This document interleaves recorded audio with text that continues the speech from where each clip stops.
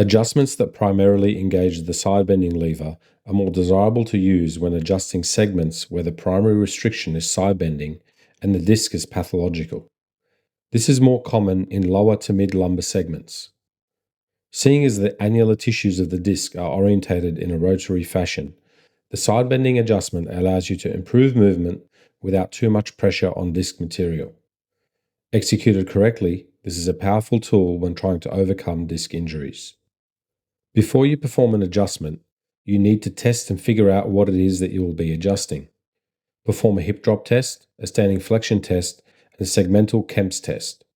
You can even use segmental motion tests that should have been a part of your training.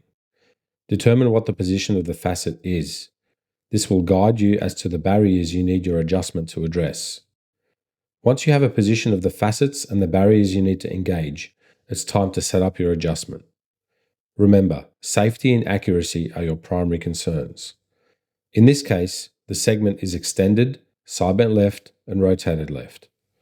So the barriers I need to engage at the segment are flexion, right side bending, and right rotation of the L4 vertebrae on the L5 vertebrae. This 5-step process will help you achieve the basics of safe and accurate lumbar spine manipulation. Step 1. Position the treatment bed just above your knees. It may be slightly different depending on your body makeup. Lay the patient down on the side that they are loading on. In this case, it's the left side. This would have been determined in your testing. By placing them on their left side, you automatically engage the side bending barrier. Their top knee should be bent, and their top foot should be tucked behind the lower knee. With your right hand, palpate the facet that you are planning to cavitate. Throughout this process, we will go to great lengths to make sure that we continually palpate the joint we are trying to affect.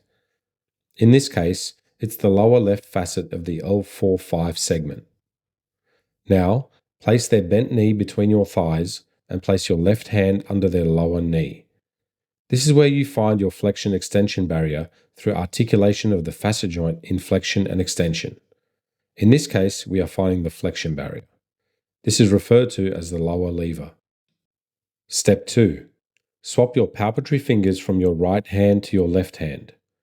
With your now free right hand, grab the patient's lower elbow and ask them to grab yours. This is known as the upper lever. Using this upper lever, pull the arm towards you until you feel the tissues at the lower left L4-5 facet joint begin to wind up. This is the rotation component of your lockup. Now we have engaged the flexion, side bending, and rotation barriers, it's time to line up our thrust. Step 3. Take the patient's hands and ask them to grab their forearms.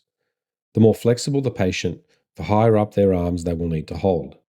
Now, take your right arm and place it through their arms, and if possible, take your fingers back to the facet joint for palpation. Take your left forearm and place it across their pelvis and lower back, covering the PSIS and the apex of the superior rim of the upper innominate. The line of direction of your applicator arm should be towards your right thigh. This line of application should guide the facet into a side bending position. Step 4.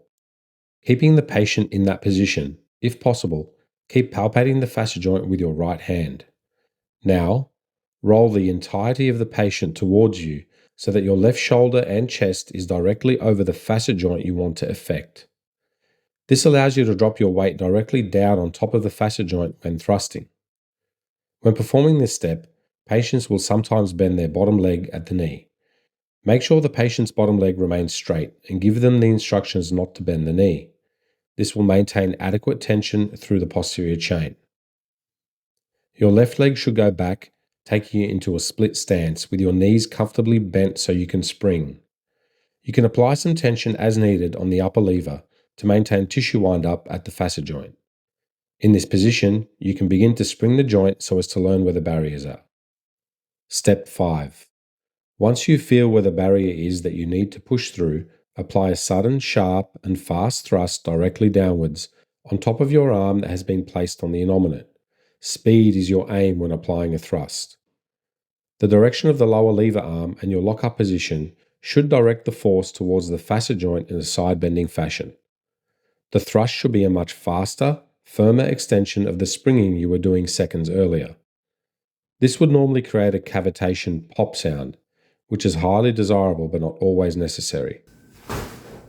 The main thing is that you apply a lockup to address the facet restriction and then apply a force firmly and fast enough to move the joint past its pathological barrier. It's now time to retest to see if you have made changes to the facet joint based on the testing you performed prior to your adjustment. Retest the same motion tests that you performed before the adjustment to check if you're happy with the change in range of motion. The achievement of the desired change would indicate a successful adjustment. Now it's time to apply these steps in the clinic and refine your technique.